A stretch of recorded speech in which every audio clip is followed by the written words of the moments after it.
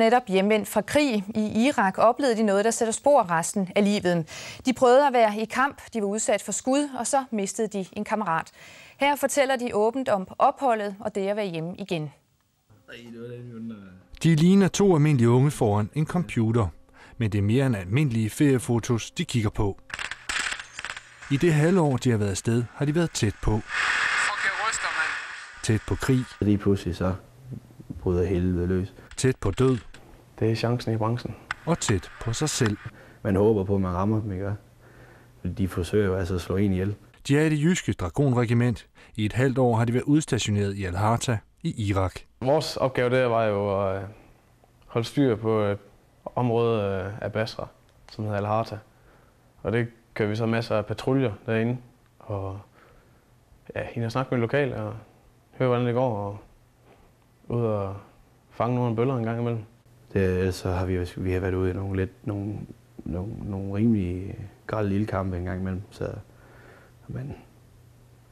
man oplever nogle ting, der sådan, det kan godt være vildt en gang imellem. Det værste, de var ude for, var et baghold natten til den 6. oktober på Qamart Ali Bridge. Så ser man lysspor, der flyver hen over himlen. Det ligner sådan en motorvej, hvis man lige tager et billede, lange striber.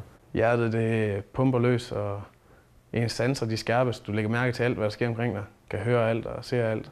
Det er helt lidt fortumlet. Jeg hører 2 skud blive skudt op fra taget af, og nogenlunde retning over mod en bygning over på den anden side af bredden, og så skyder jeg de 2 skud, og så kravler vi ellers ned i dækning.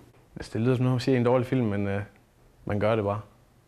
Du tænker slet ikke, så tænker du bare på alt det, du har lært, og så gør du bare alt det, du får besked på. Den nat mistede de en kammerat, Martin Hjort. Lige dagen for inden, han havde sat og hjulpet mig med min computer, ikke? Og sådan nogle ting begynder man at tænke på. Det er underligt, det der med, at han ikke er her længere. Men man kommer hurtigt videre, fordi vi har jo alle sammen fået at vide, at I skulle tænke det igennem.